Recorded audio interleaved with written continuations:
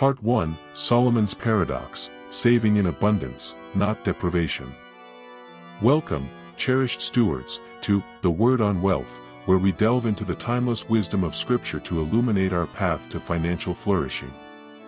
In our contemporary world, the very notion of saving often conjures images of deprivation, sacrifice, and the arduous struggle to forego present pleasures for an uncertain future. For many, saving feels like an act of self-denial, a constant battle against the desire for immediate gratification. We are taught that to save, we must cut back, scrimp, and perhaps even live a life less abundant. But what if this pervasive belief, this ingrained mindset, is fundamentally flawed? What if the Bible offers us a radically different perspective? Let us begin by challenging this common assumption, this modern-day myth that links saving solely with scarcity.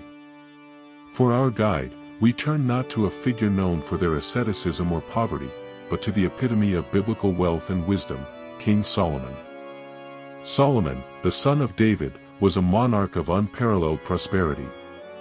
His kingdom flowed with gold and silver, his table was laden with delicacies, his architectural marvels were the envy of the ancient world.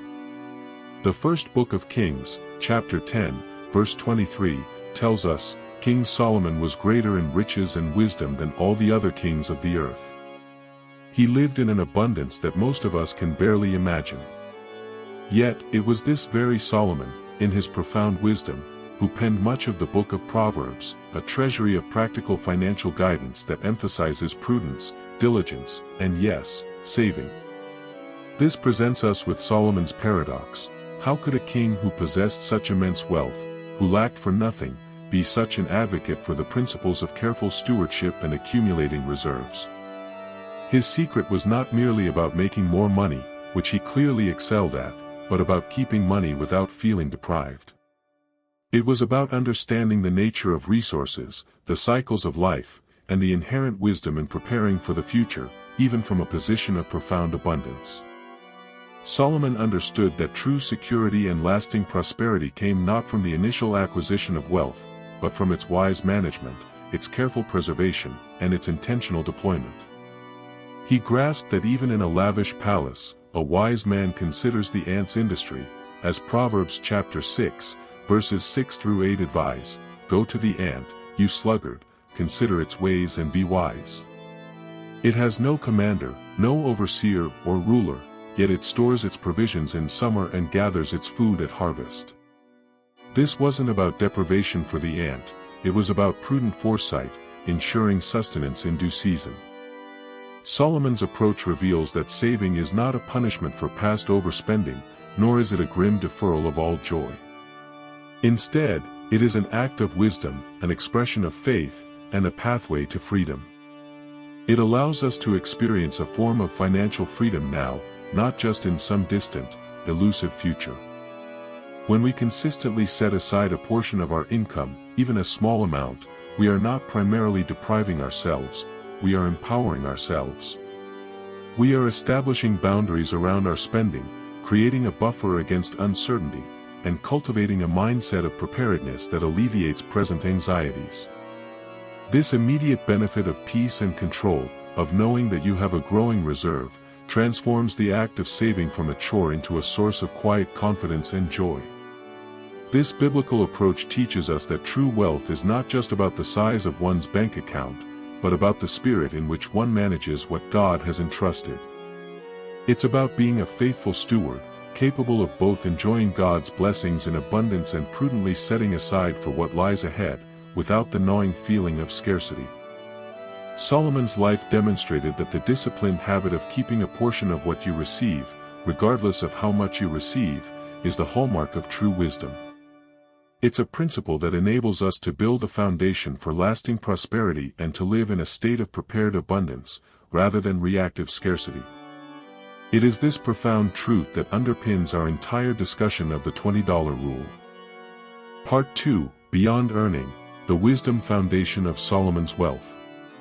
Having explored Solomon's paradox, that true saving, even in abundance, is not about deprivation but about peace and freedom, we must now delve deeper into the very source of his extraordinary prosperity.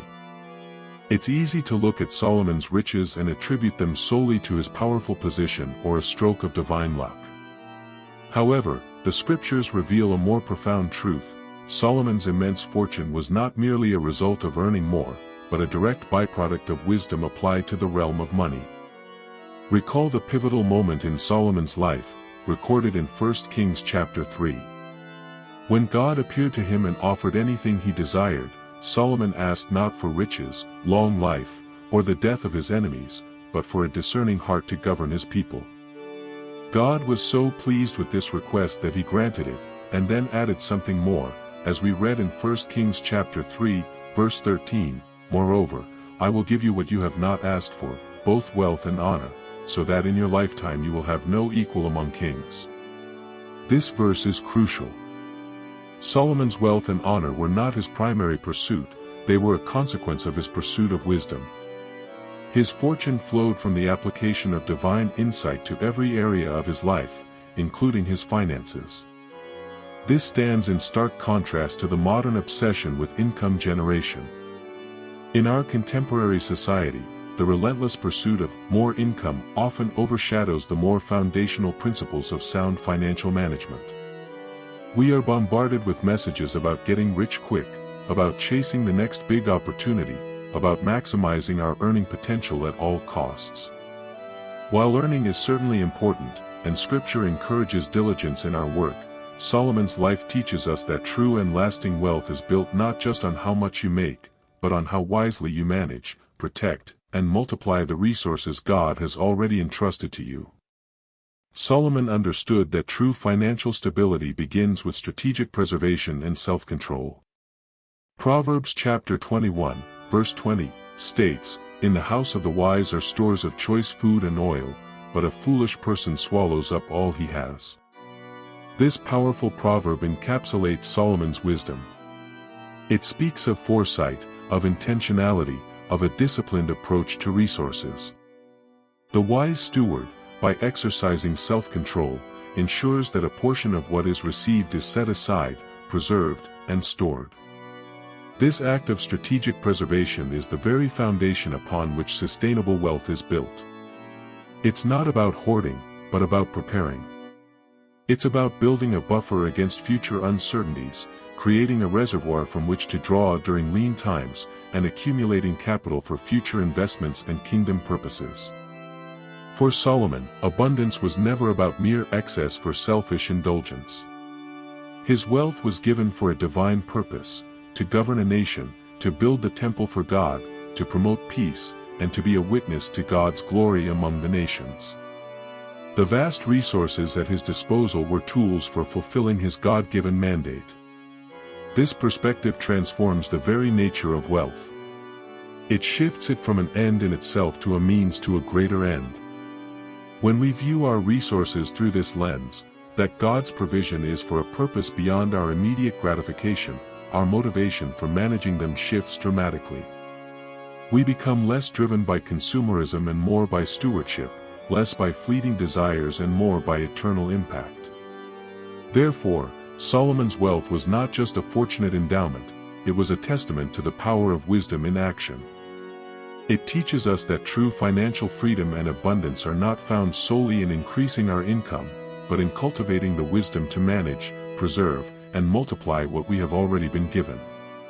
It is this foundational wisdom, this principle of strategic preservation and self-control, that forms the bedrock of the $20 rule we will explore, showing us how even a small, consistent act of disciplined saving can unleash profound financial transformation. It is about building a storehouse, not merely earning a bigger paycheck. Part 3, The Hidden Traps, Why Most People Fail at Saving. In our previous discussion, we established that Solomon's unparalleled wealth was not merely an accident of birth or a gift of raw earning power, but a direct consequence of divine wisdom applied to his finances, a wisdom that prioritized managing, protecting, and multiplying resources with purpose. He understood that true prosperity flows from a well-ordered heart and mind. However, if this wisdom is so profound and accessible in Scripture, why do so many people, even those with significant incomes, struggle so profoundly with saving? Why does financial peace often seem like an elusive dream? The answer, we discover, is that the real enemy of saving is often not a lack of income, but a fundamental flaw in our mindset. It is not an external problem as much as an internal one. Our financial habits are deeply rooted in our beliefs, our assumptions, and our emotional responses to money. As Proverbs chapter 23, verse 7, profoundly states, "For as he thinks in his heart, so is he." This timeless truth applies directly to our financial lives. If we believe that saving is difficult, that we never have enough, or that immediate gratification is paramount, then our financial reality will inevitably reflect those deeply held convictions. Let us uncover some of the most common, hidden traps that ensnare individuals and prevent them from building a solid financial foundation, regardless of their earning potential. One of the most insidious traps is what we call lifestyle inflation. This is the subtle, often unconscious, tendency to increase our spending in direct proportion to any increase in our income. We get a raise, a bonus, or land a higher-paying job, and instead of allocating a portion of that new income towards saving or debt reduction, we simply upgrade our living standards. A bigger house, a fancier car, more expensive meals out, more frequent vacations, these become the new normal. Proverbs chapter 15, verse 16, offers a stark contrast to this pattern: "Better a little with the fear of the Lord than great wealth with turmoil." Lifestyle inflation creates its own form of turmoil, perpetually keeping us just slightly beyond our means, no matter how much those means grow. The finish line of financial contentment constantly recedes, because our desires expand to fill every new financial space. We are always chasing the next comfort, the next luxury, never quite catching up to true financial freedom because we are always increasing our expenses to meet our increased income. Another significant pitfall is emotional spending. Many of our financial decisions are not driven by logic or long-term planning, but by fleeting emotions. We might spend out of boredom, loneliness, stress, anger, or even joy. Retail therapy becomes a common coping mechanism.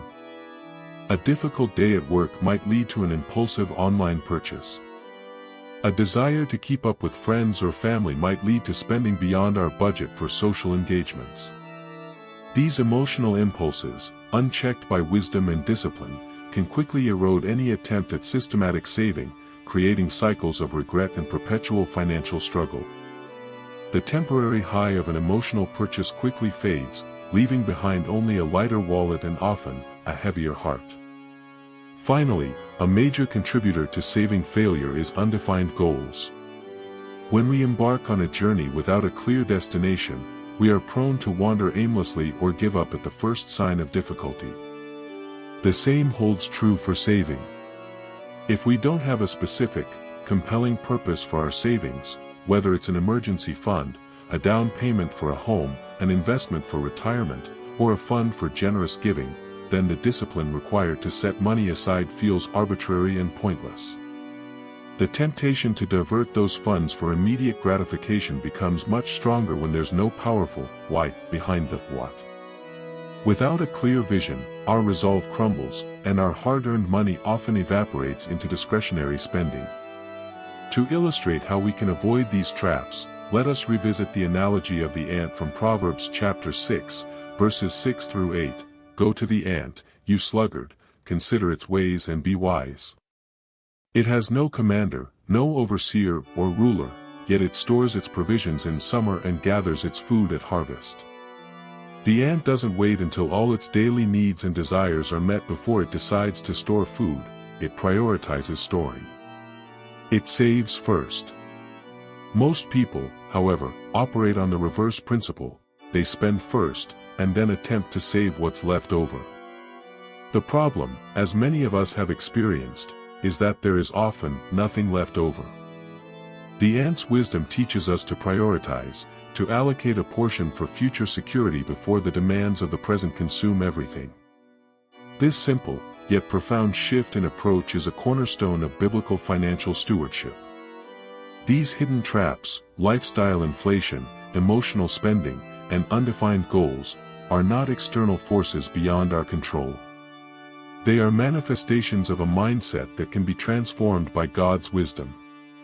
By recognizing these enemies, we can begin to arm ourselves with the biblical principles necessary to overcome them and step into a reality of consistent saving and true financial freedom.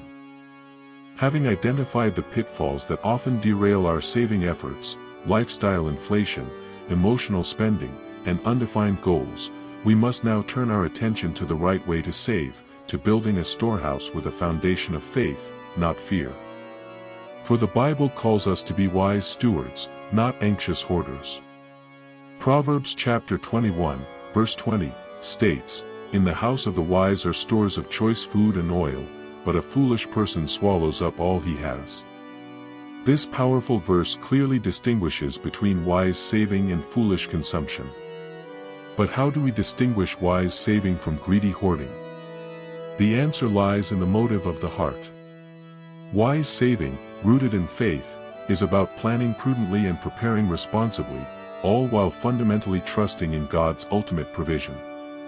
It acknowledges that we are stewards of His resources, and our preparation is a reflection of wisdom and obedience, not a desperate attempt to control every future outcome out of anxiety. Greedy hoarding, on the other hand, springs from a spirit of fear, distrusting God and clinging to possessions as a source of ultimate security, often at the expense of others.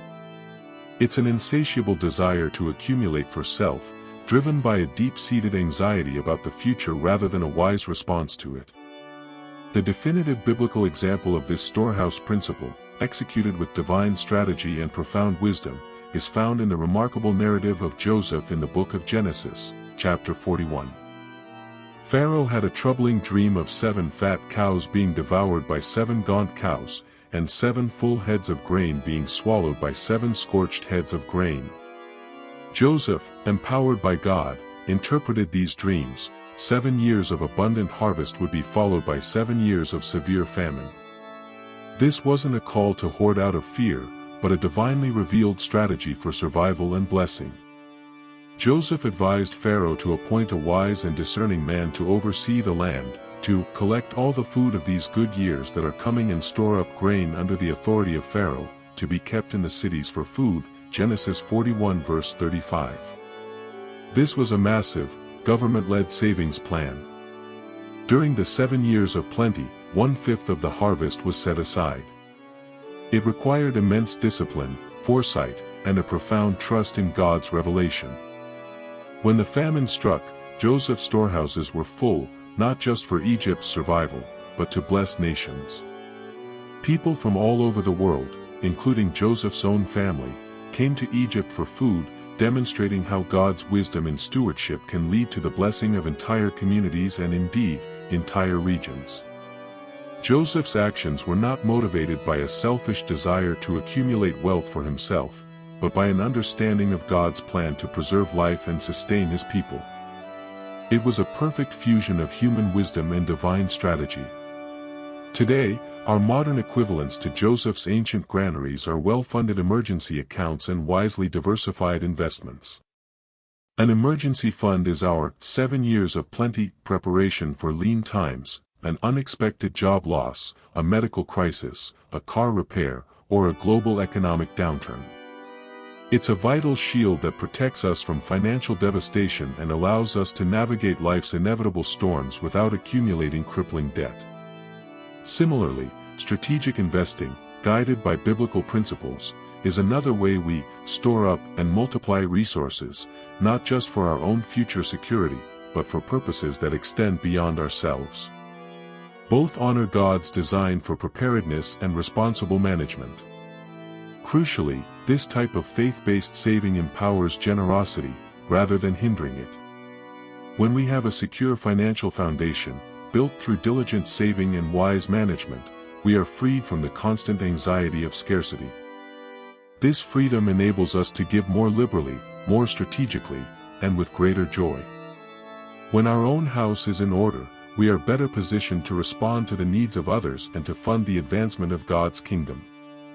Ecclesiastes chapter 11, verse 2, beautifully captures this spirit. Divide your portion to 7, or even to 8, for you do not know what misfortune may occur on the earth. This verse speaks to diversification and prudent allocation of resources, not out of fear, but out of wisdom, acknowledging life's uncertainties while acting responsibly, and often, generously.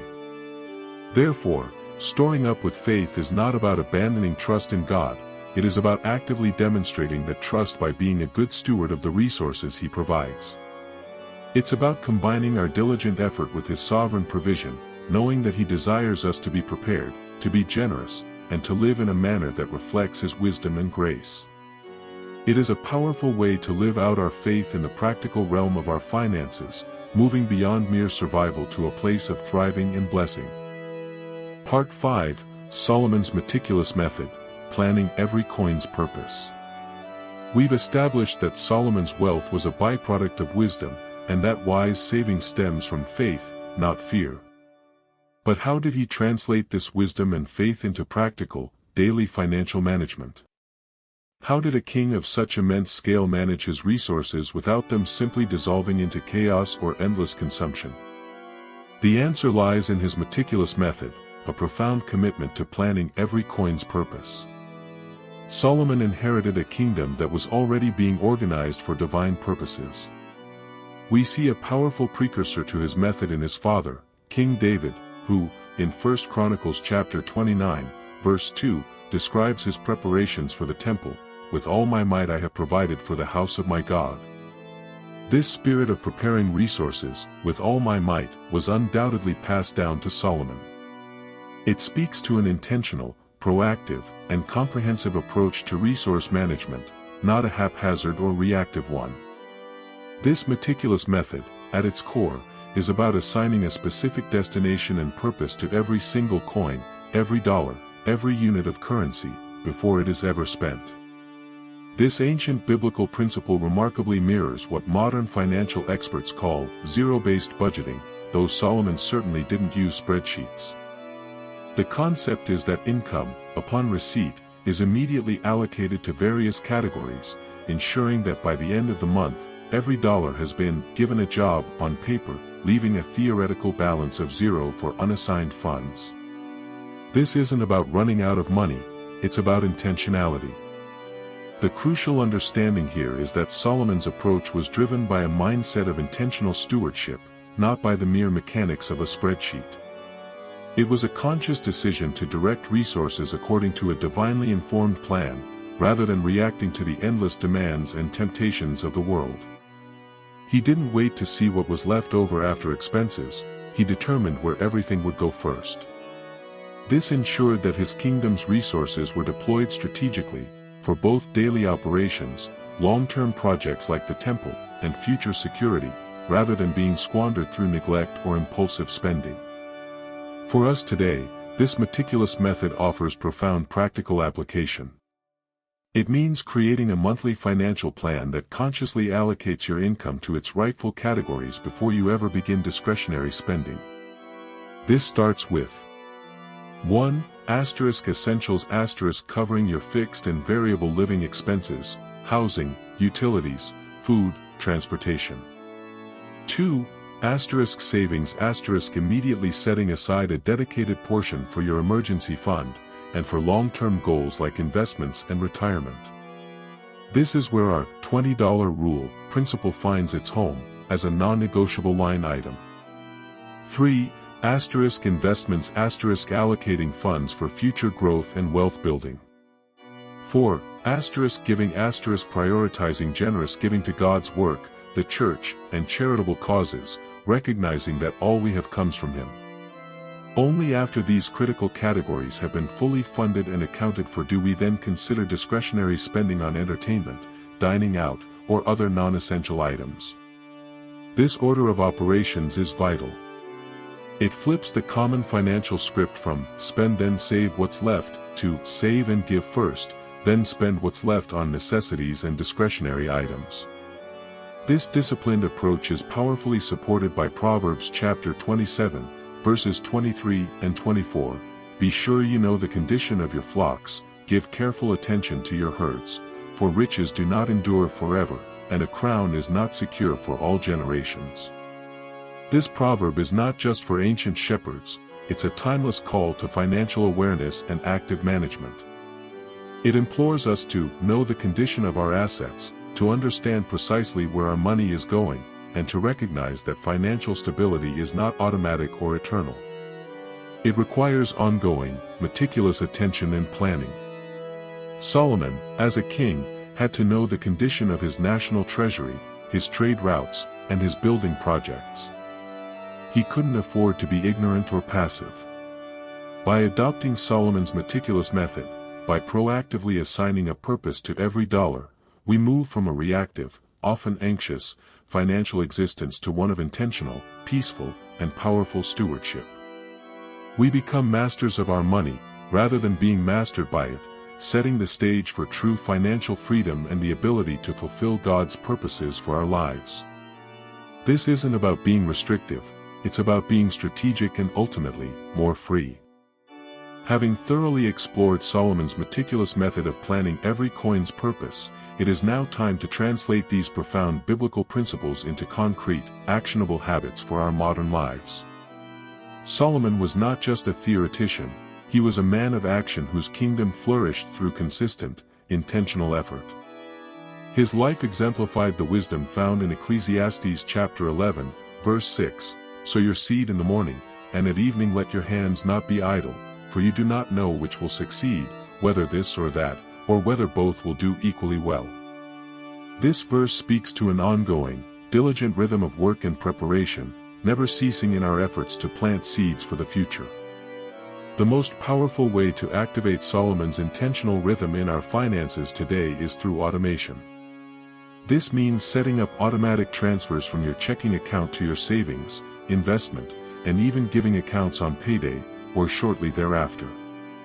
The goal is to ensure that your money goes to these crucial categories before it even has a chance to fully land in your primary checking account, where it is most vulnerable to impulsive spending. This pay yourself first strategy is a direct application of the ant's wisdom, consistently storing provisions before immediate consumption. Automation removes the need for willpower in the moment and transforms saving from a conscious effort into an ingrained, effortless habit, ensuring consistency whether you remember or not. Furthermore, just as Solomon's vast wealth was diversified across various assets, gold, silver, spices, horses, and chariots, we too should practice diversification of our financial resources.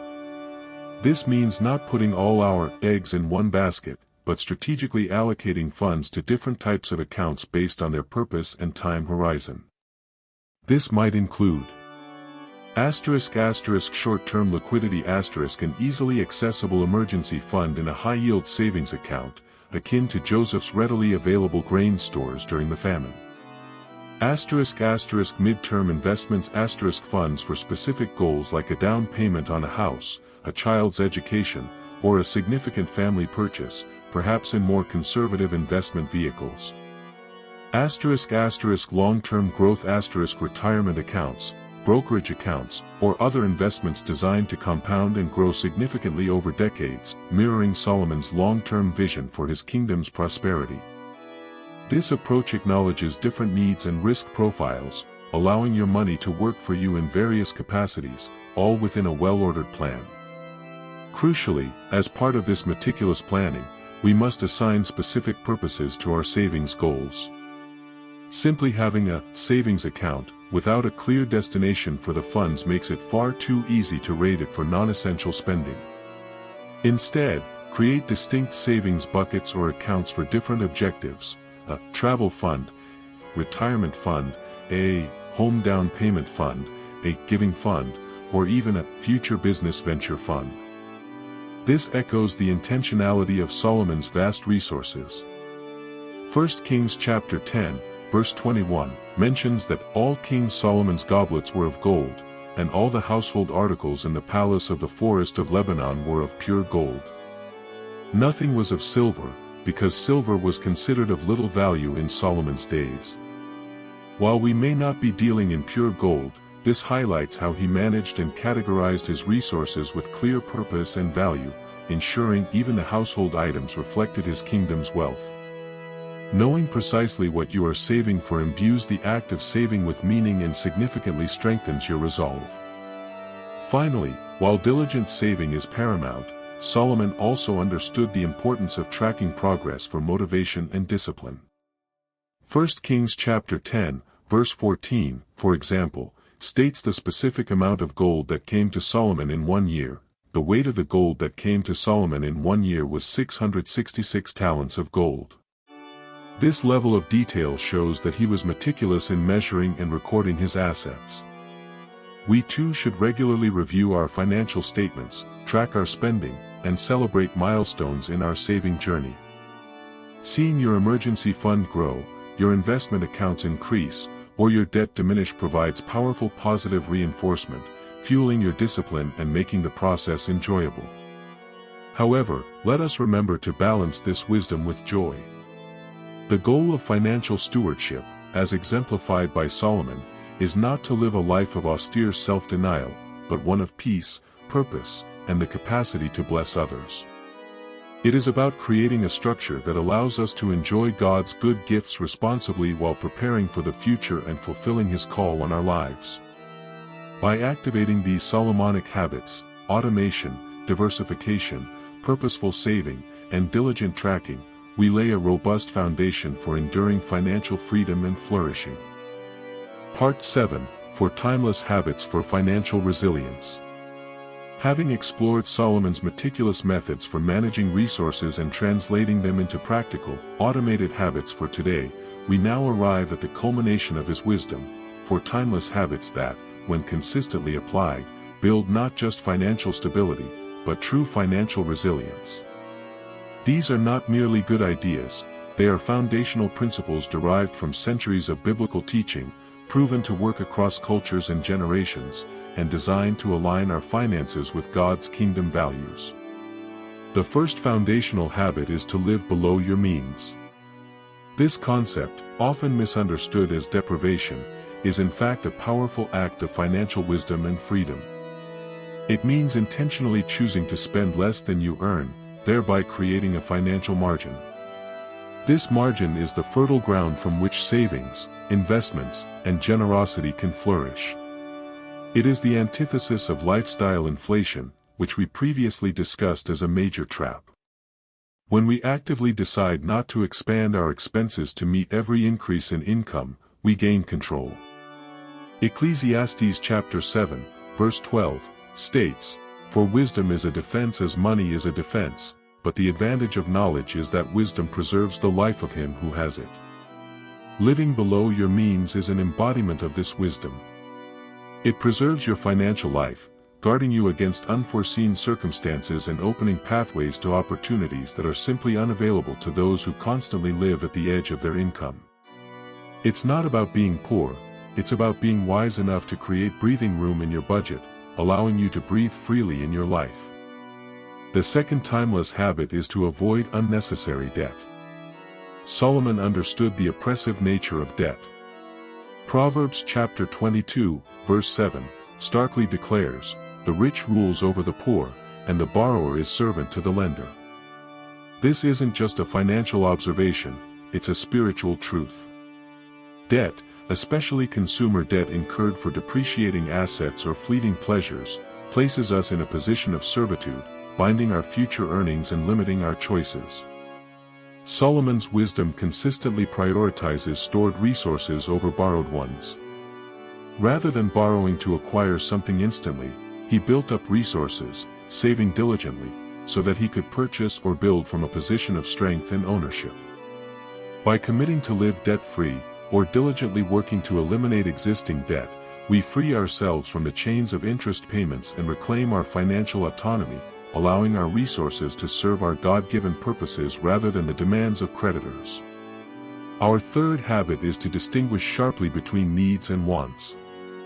In an age of constant advertising and pervasive consumerism, the line between what we truly need to survive and thrive, and what we merely desire, has become incredibly blurred. Solomon, with his vast resources, still had to manage his kingdom's wealth with discernment. Every grand project, every trade expedition, every acquisition, had a purpose. For us, this means developing a discerning eye for our spending. It's about asking thoughtful questions before every purchase. Is this truly a need, or is it a want? Does this purchase align with my values and long-term financial goals? Am I maximizing the value of the resources God has entrusted to me, or am I succumbing to impulse or societal pressure? This habit is not about being stingy, but about being strategic. It ensures that our valuable resources are directed towards genuine needs and purposeful wants, thereby maximizing their impact and preserving our financial health. Finally, and perhaps most importantly, the fourth timeless habit for financial resilience is consistent generosity. This might seem counterintuitive when we are speaking about saving and building wealth, but for Solomon, and indeed for all biblical financial principles, generosity is an integral, non-negotiable component of true prosperity. Proverbs chapter 11, verse 25, promises, "A generous person will prosper, whoever refreshes others will be refreshed." This isn't a transactional formula where we give to get. Rather, it speaks to a spiritual principle. When we operate from a mindset of abundance and freely share the blessings God has given us, we align ourselves with His generous nature, and open ourselves to the flow of His blessings. Solomon's immense wealth was used not just for his own comfort, but for the building of the temple, for diplomatic relations, and for the overall flourishing of his kingdom, blessing countless people. Consistent giving, whether it's tithing to your church or supporting charitable causes, breaks the grip of materialism, cultivates a spirit of gratitude, and positions us as channels of God's blessing, rather than mere reservoirs. These four habits, living below your means, avoiding unnecessary debt, distinguishing between needs and wants, and consistent generosity, are not isolated practices. They are synergistic. Living below your means creates the margin to avoid debt and practice generosity. Avoiding debt frees up resources that can then be given and saved. Discernment between needs and wants protects your margin and prevents needless debt. And consistent generosity completes the cycle, reminding us of the divine source of all our provision and fostering a heart of contentment and trust. Together, they form a robust framework for financial resilience that aligns our earthly resources with eternal kingdom values, allowing us to live a life of peace, purpose, and profound blessing. Part 8, The Mindset Shift, From Scarcity to Kingdom Overflow. We have journeyed through Solomon's wisdom, uncovering the pitfalls of saving, understanding the Biblical Storehouse Principle, learning his meticulous methods, and establishing timeless habits for financial resilience. Yet, at the very heart of all these practical steps lies something even more fundamental, a profound mindset transformation. For without this internal shift, all the strategies and disciplines can feel like burdensome rules rather than pathways to freedom. This core transformation involves moving from a fear-based scarcity thinking to an abundance thinking, firmly anchored in the immutable promises of God. Scarcity thinking, whether conscious or subconscious, whispers lies of not enough. It tells us there isn't enough money, enough opportunity, enough time, or enough resources to go around. This mindset can manifest in two seemingly opposite, yet equally destructive, financial behaviors: hoarding and overspending. Hoarding, driven by the fear of future lack, clutches onto resources, unwilling to share or invest, believing that accumulation for self is the only true security. Overspending, on the other hand, is often an attempt to quiet the anxiety of scarcity through immediate gratification, a desperate attempt to feel enough by acquiring more, paradoxically leading to deeper financial insecurity. Both hoarding and overspending are two sides of the same scarcity coin, both rooted in a distrust of God's provision. The biblical antidote to scarcity is the truth revealed in Proverbs chapter 10, verse 22, "The blessing of the Lord brings wealth, without painful toil for it."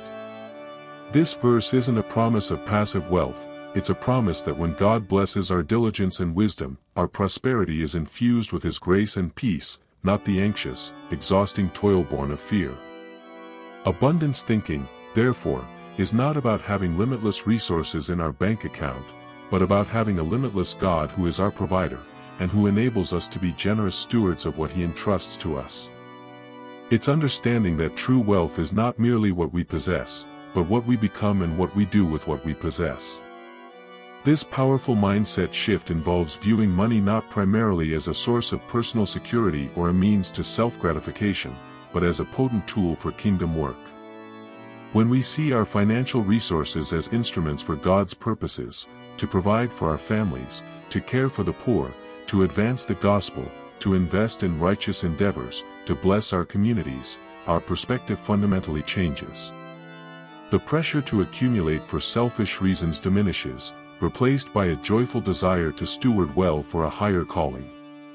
This doesn't mean we shouldn't plan for retirement or save for a home, rather, it means these goals are integrated into a larger narrative of God's kingdom. Consider Joseph again. His meticulous planning and storing up of grain in Egypt were not for personal gain or out of a fear that God would not provide.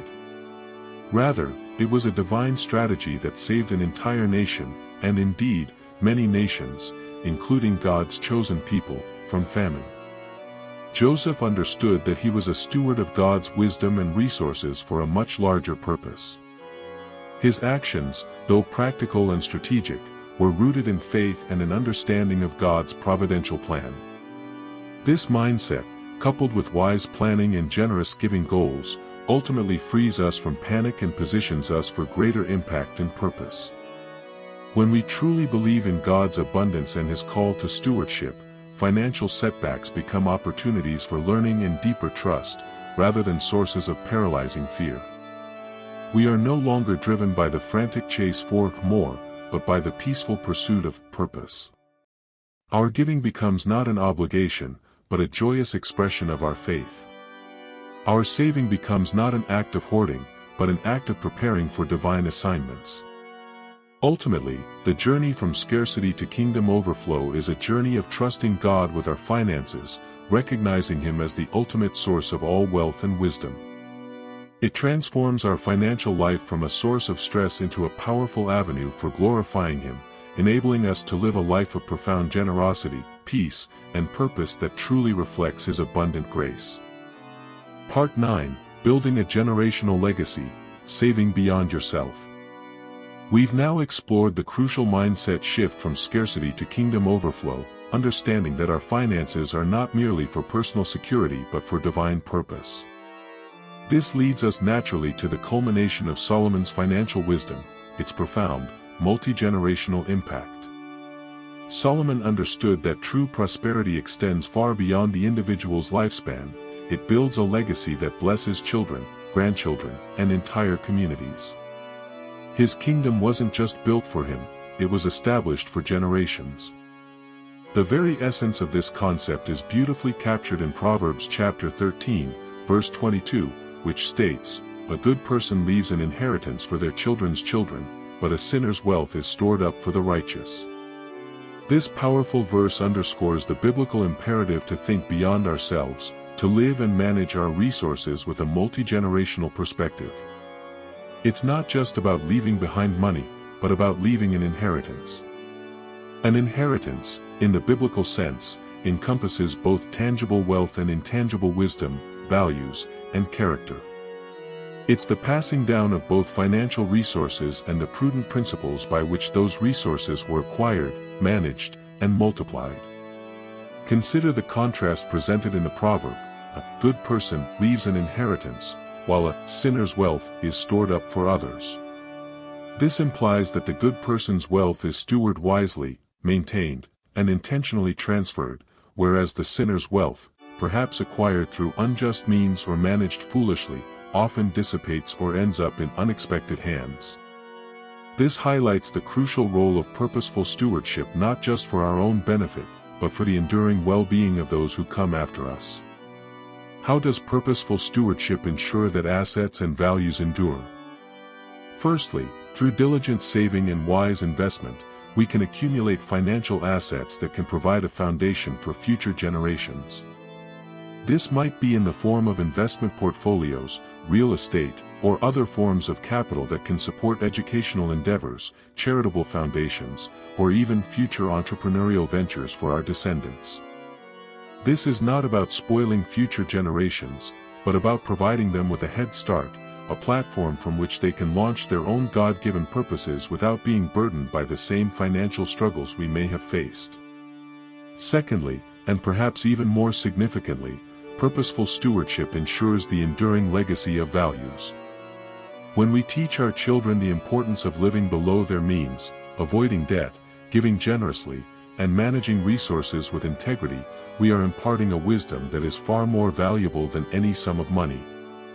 We are teaching them how to be good stewards, enabling them to perpetuate a cycle of blessing rather than squandering an inheritance.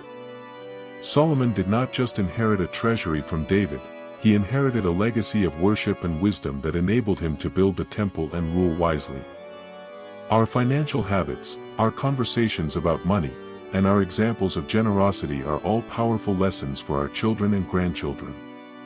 This multi-generational perspective ensures that our financial planning is deeply aligned with God's purposes, creating an eternal ripple effect. When we save, invest, and give with future generations in mind, our efforts transcend mere personal gain.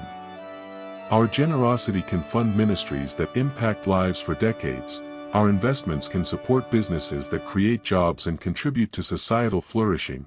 Our wise counsel can guide our descendants to live lives of purpose and integrity.